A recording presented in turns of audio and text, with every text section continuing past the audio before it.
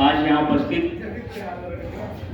बहुत ही पावन इस कार्यक्रम में जो संत निरंकारी मिशन के माध्यम से यहाँ प्रशिक्षण चलाया जा रहा है, मैंने देखा है क्योंकि मेरे क्षेत्र में आता है कि यहाँ जितने भी भाई बहने तन से, मन से, धन से, संकल्प से, जिस भी तरह से यहाँ से जुड़े हुए हैं, उनकी बड़ी श्रद्धा मैं देखता हूँ कि कितने एक्यूरेट तरीके से इस मिशन का एक हिस्सा किस प्रकार में सेवा करते हैं, कितना सेवा भाव है आप लोगों के अंदर। और जैसे भी डॉक्टर साहब ने बताया, डॉक्टर विश्वजीत जी ने, कि हमारा ये ब्लड नालियों में बहे तो अच्छा है, किसी की जान बचाए, किसी की जिंदगी की सुरक्षा करे, नालियों में नहीं बहना चाहिए। बहुत अच्छा डॉक्टर साहब ने मार्गदर्शन किया और मैं भी समय समय पर आप लोगों के बीच होता हूँ। अभी बाबूजी ने बताया कि मैं यहाँ आशीर्वाद देने आया हूँ, आशीर्वाद देने नहीं आया, मैं आप सबका, गुरु जी का, मैं सबका आशीर्वाद लेने आया हूँ। छोटा बच्चा हूँ, छोटा बच्चा माना उम्र और शरीर से नहीं, छोटा और बड़ा तो ज्ञान से ही होता है, जहाँ तक मैं समझता हूँ। अब चूंकि मैं ज्ञान में अभी केजी क्लास में, आप लोग तो मेरे से बहुत बड़े बुद्धिजीवी हैं, बहुत सारी चीजों को आप समझते हैं, तो उस हिसाब से तो आप सब बड़े हैं, क्योंकि ज्ञान के हिसाब से तो मैं आप सबसे बहुत छोटा। एक चीज मैं अपने अनुभव के आधार पर ये बताना चाहता था, क्योंकि यहाँ पर सभी तरह के अपने भाई बहन, युवा भी हैं, बुजुर्ग भी हैं, मेरे हम उम्र भी हैं, कि भगवान ने हर चीज बहुत ही सिस्टम से बनाई है, बहुत नाप तोल करके हर चीज का एक समय भी तय किया है। जैसे सूर्योदय है, वो अपने समय से सूर्योदय होता है, अस्त भी अपने समय से होता है, जो वर्षा होती है वो अपने समय पर आती है, सर्दी भी अपने समय पर आई है, गर्मी भी अपने समय पर आती है। यानी कि प्रकृति को इस ढंग से ईश्वर ने हमारे सुविधाओं के लिए ये तय किया है कि हर चीज का समय निर्धारित है। वैसे ही जैसे हम इंसान, आप ये देखिए कि हमारे बॉडी के अंदर भगवान ने बहुत ही हमारे अनुकूलता के हिसाब से हर एक पार्ट दिया है। आंखें दी है देखने के लिए, मुख दिया है मीठा बोलने के लिए, और बुद्धि दी है सोचने और जजमेंट करने के लिए। तो हर चीज अगर हमारे पास ये सब इन चीजों में से एक भी कम होती तो क्या हम एक्यूरेट इंसान होते? लेकिन भगवान ने हर एक चीज कितने सिस्टम से बनाई है। हमारे अंदर जो मशीनरी है वो भी कितने सिस्टम से है। लेकिन एक ऐसी भी चीज हमारे बॉडी के अंदर है, जब हम दुनिया में आते हैं उस पर ज्यादातर ध्यान हमारा नहीं गया, क्योंकि हमने सिर्फ अपने बॉडी पर ध्यान दिया, क्योंकि हम बॉडी से दिखते हैं ना, आंखों से। अपने बॉडी को हमने बहुत अच्छे से मेंटेन किया, पढ़ते हैं, लिखते हैं, सोचते हैं, हर सुविधा हम अपनी बॉडी के लिए करते हैं। लेकिन एक गैजेट लेकर के हम हर एक व्यक्ति इस दुनिया में आया है, और वो गैजेट है बुद्धि, मन। और ये मन बुद्धि इतना चंचल होता है कि ये बिना चले रह नहीं सकता, हर सेकंड ही चलता जाता है। अगर हम ठहराना भी चाहें तो ये ठहर नहीं सकता। इस गैजेट को भगवान ने भेजा है कि ये गैजेट तुम इस दुनिया में लेकर के जाओ।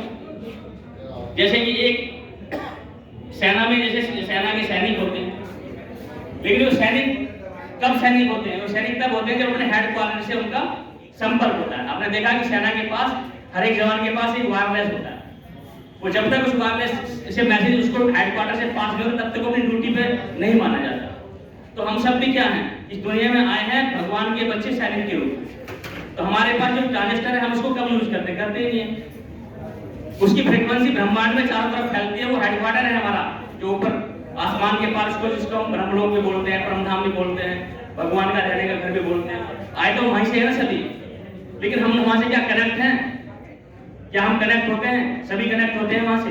अगर हम वहां से कनेक्ट नहीं होते हैं तो इसका मतलब यह है कि भगवान के द्वारा भेजे गए हम लोगों को मैसेज, या वहां से भेजी गई सूचनाएं, या वहां से भेजे गए ऐसे वेव्स, हम ले पाते हैं?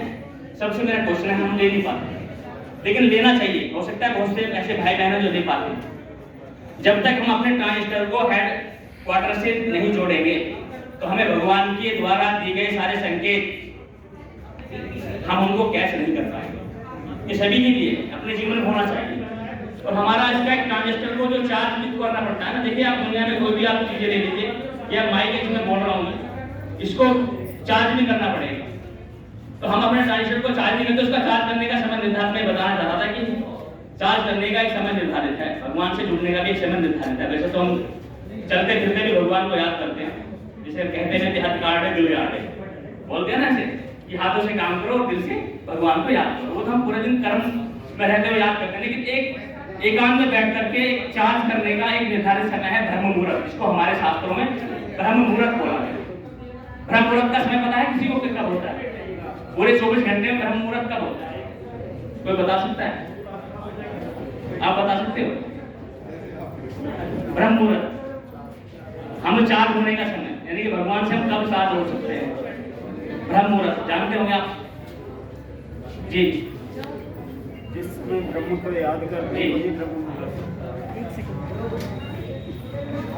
वैसे तो गुरबाणी के अकॉर्डिंग अगर देखें तो सुबह 3:30 बजे से स्टार्ट होता है, लेकिन अगर सदगुरु माता सुदीक्षा जी के संरक्षण में खड़े हो तो अभी और इस वक्त और 8 पैर का मुहूर्त ब्रह्म मुहूर्त होता है। हर पल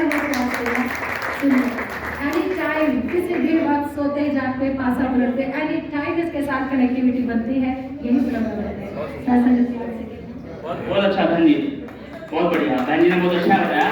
ब्रह्म मुहूर्त का समय 3:30 बजे होता है। मॉर्निंग 3:30 बजे जो व्यक्ति अपना बिस्तर छोड़ देता है वो भगवान से सारी चीजें कैच कर पाता है, उसकी फ्रीक्वेंसी से अपने ट्रांजिस्टर को मैच कर पाता है, उसकी सूचनाओं को प्राप्त करता है और सारा दिन जिस भी व्यक्ति से वो मिलेगा, ये मेरी गारंटी है, मेरा खुद का अनुभव है। वो व्यक्ति पूरे दिन जिस भी, अगर किसी बीमार व्यक्ति से मिल गया, किसी ऐसे व्यक्ति से मिल गया जो आत्महत्या करने जा रहा है, किसी ऐसे व्यक्ति से मिल गया जो अपने व्यापार को लेकर परेशान है, किसी ऐसे व्यक्ति से मिल गया जो अपने अन्य समस्याओं से परेशान है, आपके सामने आते ही उस व्यक्ति को ऐसा बल मिलेगा, ऐसी दृष्टि मिलेगी, ऐसे वेव्स मिलेंगे कि वो व्यक्ति दोबारा से जी उठेगा।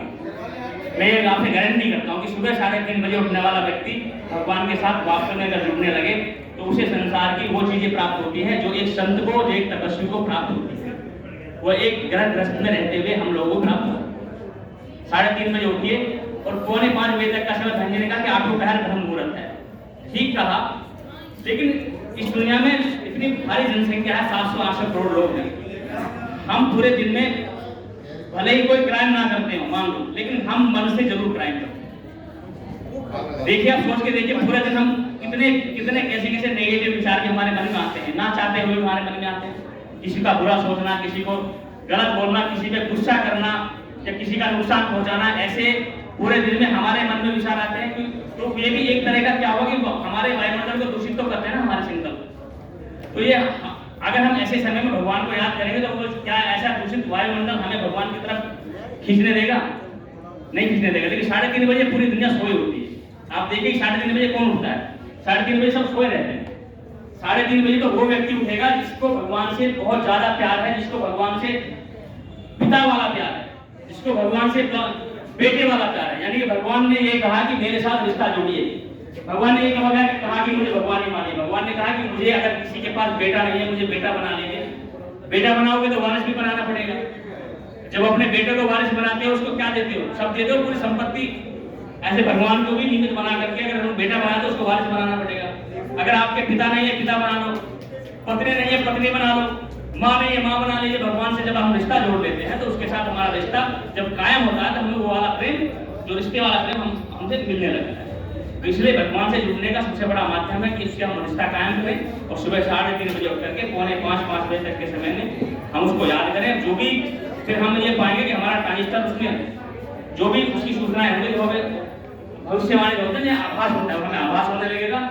हम दूसरों को सावधान करने लगेंगे, हम खुद सावधान होने लगेंगे। तो सब चीजों से जुड़ते हुए भगवान से सही समय पर जुड़िए। आप सब मुझसे ज्यादा बुद्धिमान है क्योंकि मैं प्रैक्टिकल जीवन में मैं सुबह वास्तव में 7:30 बजे, मैं सुबह 4 बजे उठता हूँ। मैं हमेशा 4 बजे उठता हूँ, चाहे मैं कितना भी लेट, क्योंकि मेरा राजनीतिक जीवन है, कहीं ना कहीं कार्यक्रम या कहीं ऐसे बाहर से आते हुए कभी लेट भी होता हूँ, कभी 1 बज जाता है, तो मैं तब भी 4 बजे उठता हूँ। ये मेरा नियम है। 4 बजे उठ करके इसलिए मुझे उठना पड़ता है क्योंकि मैं पूरा दिन जिन लोगों से मिलता हूँ। अब चूंकि मैं राजनीति में हूँ, मैं प्रतिनिधि हूँ, लोगों के काम करता हूँ, विकास कार्य करता हूँ। लेकिन विकास कार्य करने का मतलब ये नहीं कि मेरी जिम्मेदारी है कि मैं बस लोगों के नाली खड़ंजे, बिजली पानी की व्यवस्था देखूं। मेरी ये भी पूर्ण जिम्मेदारी है कि मेरे क्षेत्र में रह रहे हर एक व्यक्ति जिसकी जो भी जैसी भी समस्या है, मैं उस समस्या में उसके साथ खड़ा रहूं। मैं उसे हल कर पाऊं या ना कर पाऊं, लेकिन मैं उसके साथ खड़ा रहूं। कम से कम उसे ये लगेगा कि मेरे क्षेत्र का वो प्रतिनिधि जिसे हमने वोट किया है वो हमारे साथ है। इन सब चीजों के लिए मुझे वो सब चीजें करनी पड़ती हैं। अब मोदी जी को देख लीजिए, मोदी जी कितने बड़े तपस्वी, पूरे भारतवर्ष में तो क्या पूरे विश्व में उनका डंका बजता, क्यों बजता है? क्योंकि वो सुबह 3 बजे उठते हैं। योगी जी हैं 3 बजे उठते हैं। वो इसलिए उठते हैं क्योंकि उनका ओजस्वी देखिए, उनका तेज देखिए, वो उनकी ओजस्वी वाणी देखिए, ऐसी ओजस्वी वाणी से सुनकर के पूरी दुनिया प्रभावित होती है। वो क्यों होती है? क्योंकि वो तप करते हैं, सुबह का तप करते हैं। आप भी तप करके देखिए, आपको कहीं जंगल में नहीं जाना, कोई भगवा ड्रेस नहीं पहनती है, बस सुबह उठना है और साफ सुथरे तरीके से भगवान से जुड़ना। आप जिस भी रूप में भगवान को याद करते हैं, जरूरी तो नहीं कि मैं बता रहा हूँ वही आप उसी रूप से भगवान को देखें। आप अपने चश्मे से जिस रूप से भगवान को देखते हैं उस रूप से देखिए, लेकिन जुड़िए। जुड़ेंगे तो दूसरों को लाभ देंगे, परिवार को लाभ देंगे, पड़ोसी खुश होंगे, आपके आसपास का माहौल ठीक होगा। ये सब सारा खेल संकल्पों का है। अच्छे संकल्प चलाओगे तो अच्छी चीजें आपके आसपास सब एकत्र हो जाएंगे। इन सब शब्दों के साथ मैं अपनी वाणी को विराम देता हूँ। मुझे बड़ा अच्छा लगा, आप सबने मुझे ध्यान से सुना। मैं समय समय पर यहाँ आता भी रहूंगा। और अभी मैं निगम पार्षद में आऊँ, मेरा कार्यकाल लगभग पूरा होने जा रहा है, लेकिन पद से कुछ नहीं होता। पद तो आते जाते रहते हैं, लेकिन मेरा भाव सेवा का है। मैं पिछले 22 साल से इस क्षेत्र में अपनी सेवाएं दे रहा हूँ। 2006 में मैंने निगम पार्षद का चुनाव लड़ा था, 2012 में मैंने एमएलए लड़ा था, अब 17 से मैं पार्षद हूँ। आगे भी सब चीज़ चलती रहेंगी, लेकिन मेरा भाव कभी पद के आधार पर किसी पद का मोहताज मेरी सेवा भाव नहीं है। बिना पद के मैं लोगों की सेवा करता हूँ, लोगों के काम आता हूँ और आप सबका आशीर्वाद मेरे साथ हमेशा रहता है। भगवान की बहुत सारी कृपा मेरे ऊपर है, क्योंकि मैं कभी किसी का गला सोचता ही नहीं, कभी गलत संकल्प मेरे चलते ही नहीं। और चलते भी तो मैं रोकता हूँ, क्योंकि इंसान है। इंसान राजा कब होता है? राजा तब होता है जब अपने कर्मेंद्रियों को अपने वश में रखे। ये कर्मेंद्र हमारी मंत्री है, तो जब अपने खुद के आप राजा नहीं होंगे, दूसरों का शासन क्या करेंगे? मन बुद्धि संस्कार हमारी कर्मेंद्रियां जो भी हैं, सब हम उनके राजा हैं। जब हमें लगे कि जरा सा भी हम किसी के लिए गलत सोच रहे हैं, गलत देख रहे हैं, गलत बोलना हमारे मन में चल रहा है, उसको रोकिए, क्योंकि आप राजा हैं। आप खुद के राजा बनिए। जब आप खुद के राजा बनेंगे तो बच्चों के भी आइकॉन बनेंगे। बच्चों को कहीं बाहर ढूंढने की आवश्यकता नहीं होगी, किसी को बच्चों को फॉलो करने की आवश्यकता नहीं है। आप जब अच्छा अपने आप को कर लेंगे तो घर के बच्चे भी आपको अपना आइकॉन मानने लगेंगे।